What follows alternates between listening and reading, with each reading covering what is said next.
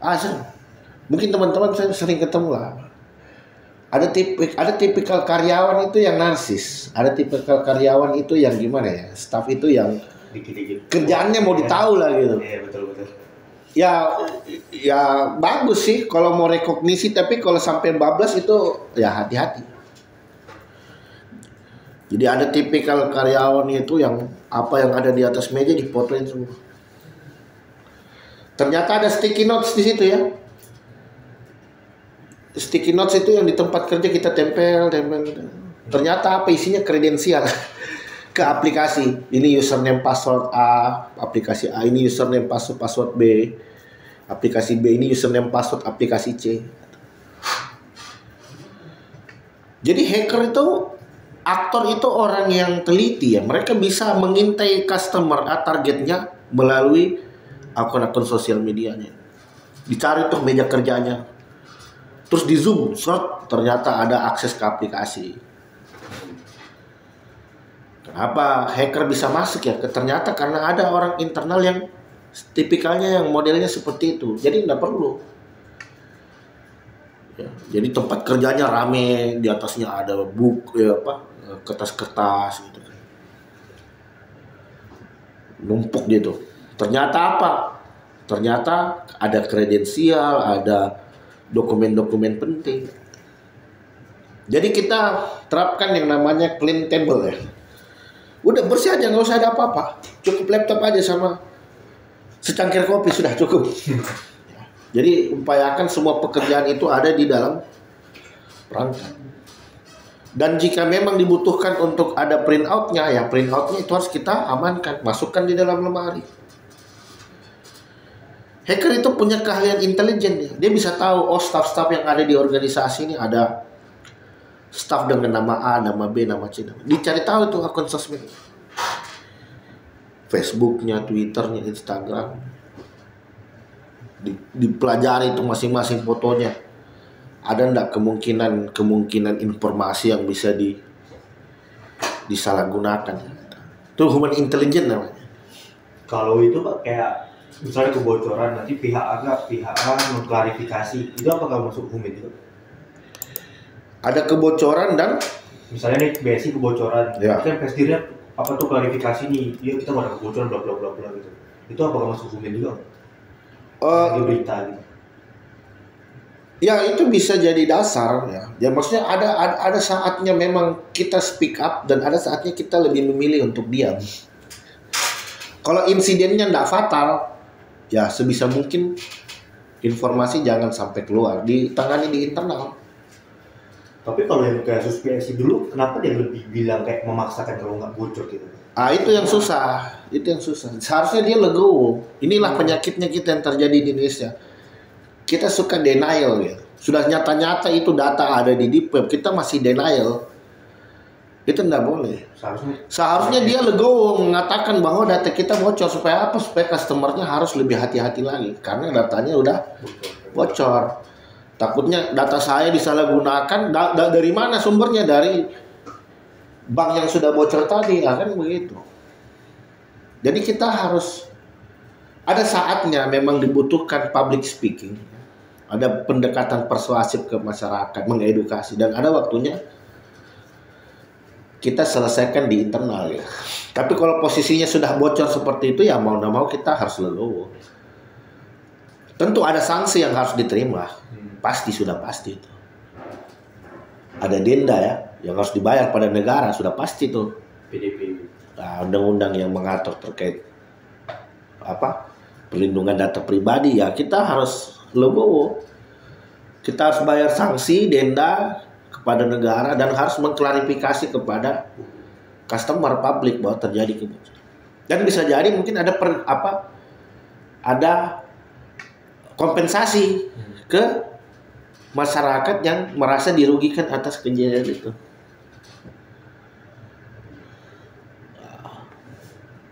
Jadi memang yang Mas tanyakan tadi itu sudah masuk ke ranah insiden respons, sudah masuk ke ranah bagaimana kita merespons suatu insiden. Tapi yang saya maksud di sini yang human intelligence ini tahap intelijensi. Dalam rangka kita mencari tahu adakah informasi yang mungkin berharga yang mungkin bisa disalahgunakan. Tapi kita perlu kita perlu trade intelligence juga. Jangan-jangan data kita memang udah leak, bocor, kita lihat di deep web ada. Ya. Tergantung. Kadang memang dibutuhkan negosiasi. Win-win solution ya. Tapi negosiasi kontraktual bukannya untuk melanggar juga. Negosiasi dalam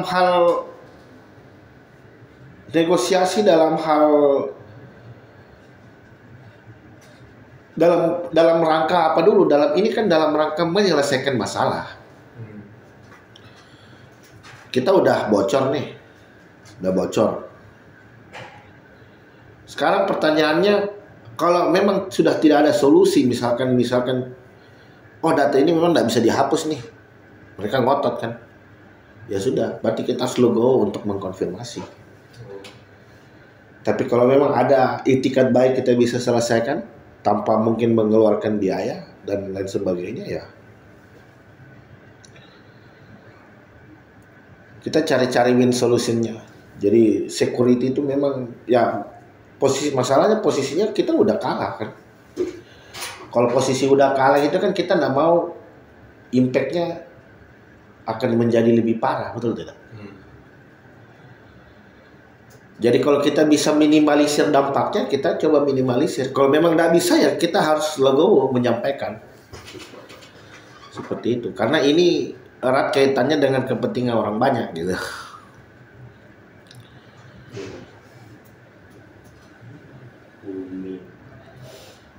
Cuman oke, tadi kan kasusnya kita bisa menginterview orang internal gitu. Cuma kan misalnya kayak konstitusionalitas kan vendor. Kalian kan nggak punya hak akses untuk internal.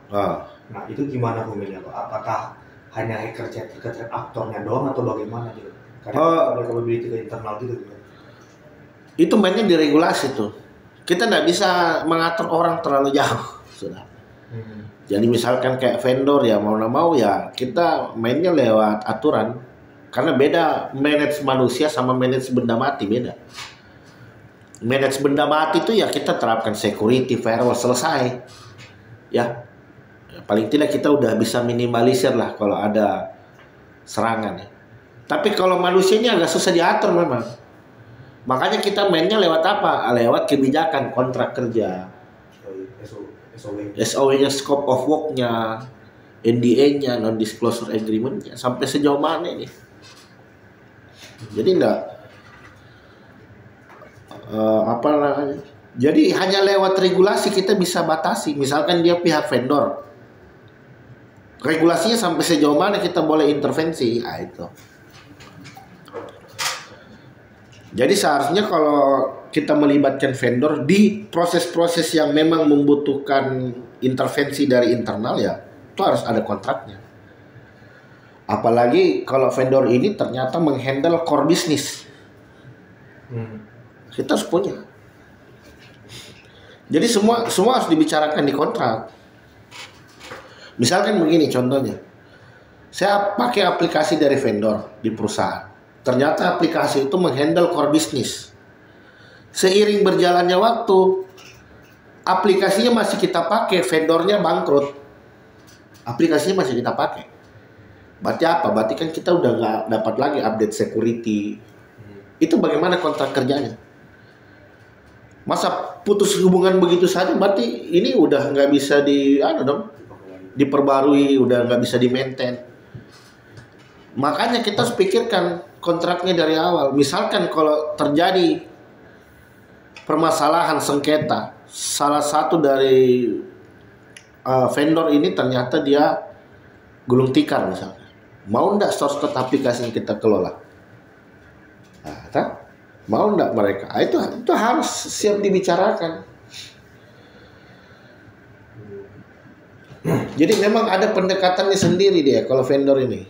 Ada pendekatannya. Kita ndak bisa memberlakukan vendor ini layaknya karyawan di internal gitu. Jadi memang mainnya harus lihat regulasi. Dokumen kontrak kerjanya harus jelas. Karena kita bisa ngontrolnya lewat situ dia. Sama yang kayak ini juga, kayak kasus tadi kan kita bisa ngambil data dari internal ya, ngambil berbagai log gitu. Tapi sebenarnya kan kalau dari saya di vendor kan nggak bisa gitu. Kita berpacu ke TIP dan platform kan. Yang mana platform kan sebenarnya ngambilnya lebih ke external source aja gitu kok. Nggak ada main ke internal source. Nah itu lagi saya bicarakan apa? Sampai sejauh mana perannya kita ini?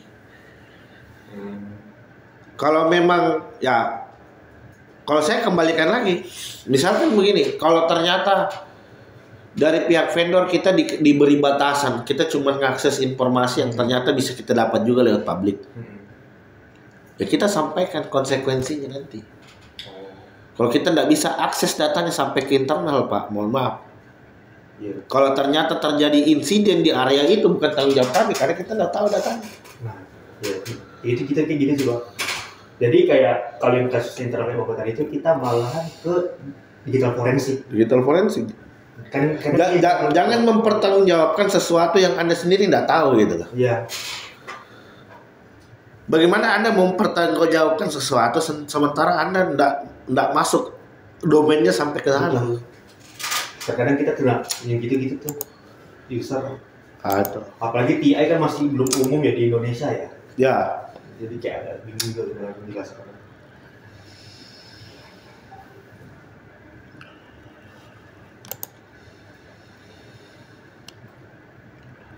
Berpacu ke regulasi.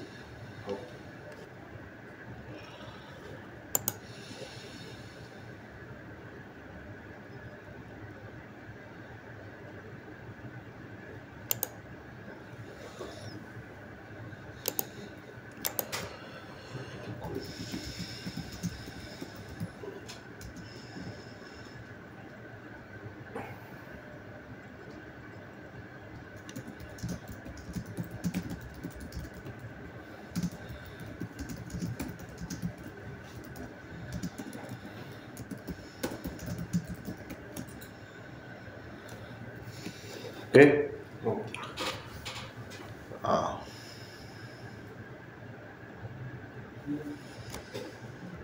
Kalau yang itu apa ya, Pak? Yang ini saya masih belum awam banget dengan imagery intelligence sama signal intelligence. Oke. Kalau human kan tadi human intelligence ya. Betul. Berarti kita intelijensinya ke people-nya langsung. Ke people-nya ya. Betul. Nah, kalau imagery intelligence kan dari kata image sebenarnya. Imagery intelligence itu dari kata image, gambar ya. Jadi kita bisa melakukan intelijensi melalui citra visual sebenarnya. Kayak Exif Tools itu. Kayak Exif Tools gitu. Oh bukan, Exif Tool itu untuk melihat metadata. Jadi misalkan kita intelijen, misalkan kalau kita ingin gerilya nih, perang gitu kan. Itu yang biasa kita lakukan imagery intelligence. Kita terbangkan drone, terus kita lihat situasi, kita ambil citra gambar dari atas, kita lihat seperti apa situasi medannya. Oh di sana banyak pohon, banyak. Oh berarti kalau menganalisis kayak CCTV itu imagery intelligence? Oh lain lagi, beda lagi tuh. Oke. Beda lagi. Kalau yang imagery ini memang citra yang bisa didapat dari fotografi misalkan. Ada gambar satelit, dari drone, fotografi udara. Kalau ke kamera CCTV itu sudah bukan masuk ke dalam area imagery intelligence lagi dia, bukan, tapi forensik. Nah, misalkan contohnya kemarin kasusnya siapa? Kasus Mirna Jessica, itu kan forensik CCTV kan? Oh iya. Bukan, beda. Dia punya akses langsung ke forensik. Dia akses langsung ke ininya. Ya. CCTV-nya tadi. Oh iya. Jadi biasa human intelligence itu Humin ya, imagery intelligence ya, itu biasa untuk apa namanya? Kita mau lihat nih situasi yang ada di target atau akses ke dalam suatu gedung tertentu itu seperti apa, kita bisa lihat. Berarti kalau yang kayak itu kan bisa orang banyak itu nengok-nengok di Google Maps. Itu imagery intelligence itu sebenarnya kita lakukan. Biasa untuk kebutuhan militer, biasa buat kebutuhan apa namanya? Sipil, untuk kebutuhan sipil. Misalkan kita mau mitigasi bencana, gimana cara mitigasinya? Kita nggak tahu situasi di sana.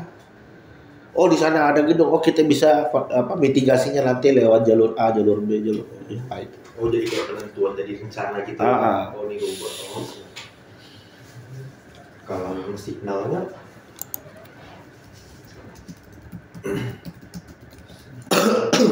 jadi kalau signal intelligence itu kita ngumpulin signal sebenarnya. Misalkan kita ngumpulin data berdasarkan rekaman-rekaman audio, percakapan di telepon, kita sadap, itu kan signal intelijen itu. Telepon. Ini seringlah kita nonton di tayangan-tayangan TV lah, dia tampilkan itu rekaman suara. Nah, itu human signal intelligence. Berarti kayak orang yang membandingkan antara suara AI sama suara asli itu termasuk signal intelligence. Ya, bisa dibilang seperti itulah. Tapi kalau membandingkan itu sudah bukan intelijen lagi namanya, sudah forensik lagi. Kalau ini yang perlu dipaham, intelijen itu fokus ngumpulin, fokus ke ngumpulin aja dia, nggak sampai membandingkan, nggak sampai. Kalau sudah masuk sampai ke ranah yang seperti itu, yang lebih dalam, masuk ke forensik dia. Kalau threat hunting itu masuk ke dalam threat intelligence. Perbedaannya dari mana? Itu cuma permasalahan istilah saja. Threat hunting itu kan sebenarnya kita berburu ancaman ya. Ya, threat hunting itu sama halnya misalkan kita pentest itu sedang kita lagi threat hunting saja. Oh, ini ancaman, saya bisa masuk di area ini melalui misalkan exploit A, exploit B, exploit C gitu. Gitu.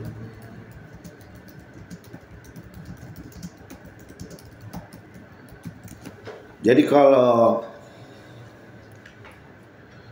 threat intelligence kan kita fokus ngumpulin log ya, misalkan kan kita sudah sempat bahas kemarin. Yeah. Kita ngumpulin log, misalkan ada indikator of compromise, indikator of attack, ya. Terus kemudian misalkan traffic. Jadi kalau threat intelligence ini fokus ke ngumpulin barang buktinya. Fokus ke ngumpulin barang buktinya melalui apa? Melalui indikator of compromise tadi lah. Kalau threat hunting kita fokus untuk mencari ancamannya di internal. Baik di internal maupun di eksternal. Ini. Threat intelligence ya.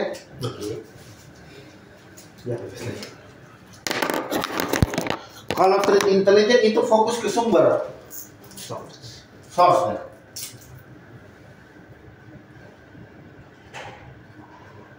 Threat intelligence itu fokus ke source, sumber. Sedangkan threat hunting itu fokus ke operasional. Threat intelligence bisa kita dapat dari IOA, IOC. Threat hunting bisa kita dapat dari mana? Dari monitoring SIEM. Oh, ada yang mau attack ini. Jadi kan kita hunting ancaman dari mana? Dari traffic. Oh, ini area ini kayaknya area yang enggak biasa, normal ya. Bisa jadi ada threat hunting di sini. Ada threat di sini. Jadi yang kita lakukan lagi hunting threat sebenarnya ini. Gitu. Paham nggak? Berarti dia ngambil tahu dari anomalinya itu, apakah juga bisa ngambil dari IOC juga? Jadi kayak kita punya data. Bagaimana kita mengatakan sesuatu itu anomali atau tidak kalau kita nggak punya baseline-nya? Ya baseline bisa dari iOS, bisa juga dari traffic. Traffic normalnya kita seperti ini. Tapi tiba-tiba traffic yang terjadi seperti ini. Ini kan sudah berbeda dari baseline, betul? Nah, berarti kita bisa mengindikasi bahwa di sini terjadi anomali di sini. Ada anomali, bisa jadi ini adalah apa? Threat. Bisa jadi ini adalah ancaman. Paham? Jadi threat hunting itu fokus ke operasionalnya. Kita ngecek ke antivirusnya. Berarti dia lagi posisi bekerja ya. Antivirus, EDR, SDR. Nah, fokus di sini dia kalau threat hunting. Kalau threat intelligence kita fokus ke output dari perangkat-perangkat ini loh. Berarti IOC, IOA sama TTP berarti? Ya bisa dari TTP-nya, bisa dari report hasil pentest, bisa dari. Kalau intelijen ini fokus mencari, mengumpulkan. Kalau threat hunting fokus berburu dia. Hunting kan berburu, mencari berarti fokus mencari adanya insiden yang lagi terjadi saat ini. Berarti kayak threat intel memberikan informasi, hunting mencari. Ya, monitoring ya, fokus monitoring. Jadi Anda sebagai SOC itu lagi ini ada monitoring SIEM itu sebenarnya lagi threat hunting. Anda nggak hanya monitoring biasa, tapi Anda pantau kalau ternyata ada traffic yang tidak biasa di sana.